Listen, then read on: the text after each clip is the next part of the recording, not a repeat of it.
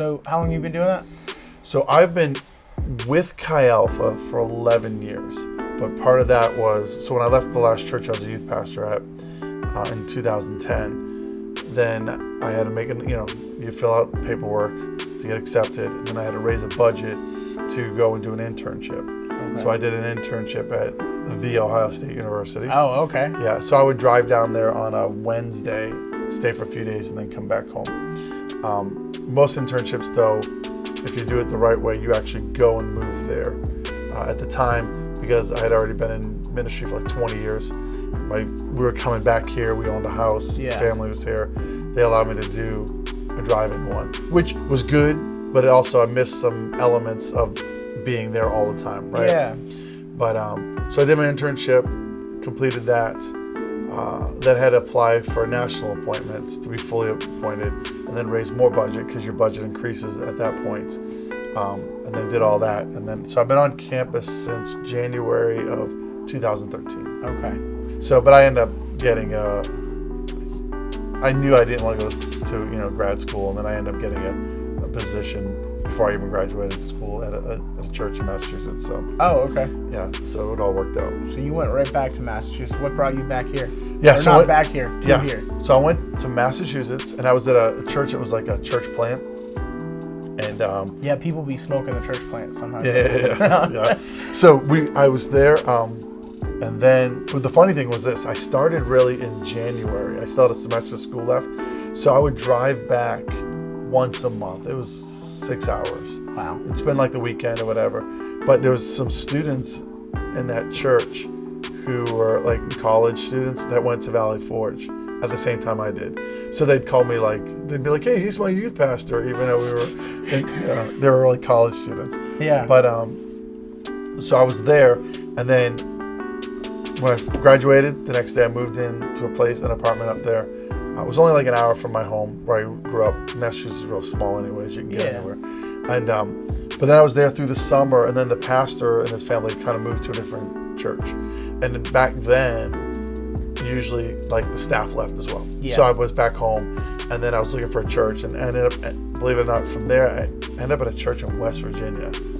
So I went from Massachusetts to Princeton, West Virginia, and I was there for 3.5 years. A lot of sermons on incest, I'm sure. Yeah. Snake handling churches, things like that. Yeah. Like, let's define third cousin. Okay, that kind of thing. But my wife and I got married during that time period, and she moved down there. And then, so we were at a couple churches in West Virginia, and then we came back to Ohio. Was it hard to breathe there, or like? West Virginia? Yeah, what's different about West Virginia compared to anywhere else? Anywhere else, okay. Yeah. So when I moved from Massachusetts to West Virginia, a lot slower. Okay. Like I'd get in a line at a grocery store and people are just talking, and I'm like, my Massachusetts kicks in, and really people are really friendly. They're like, why are you talking to me?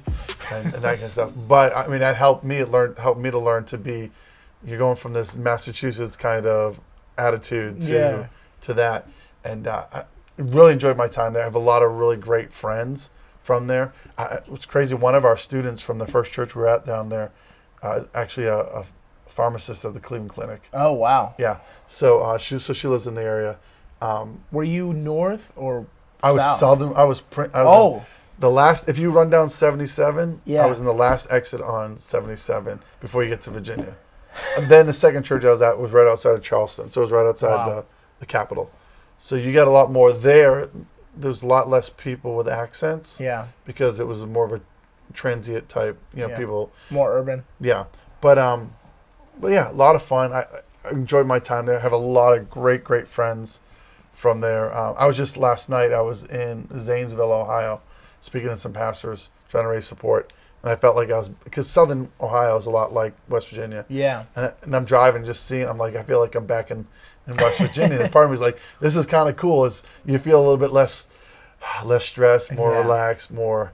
But it was a great time. I had a good time down there. But my accent was really strong from Massachusetts.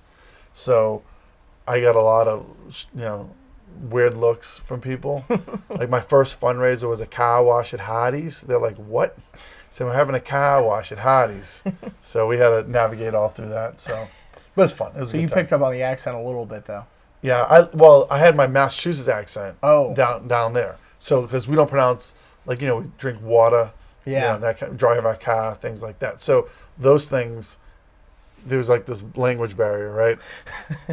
But I've lost a lot of my accent living in Ohio, believe it or not, more than West Virginia. Really? Yeah, I think it's over time trying to just having to re-say my words because people were like, "What?"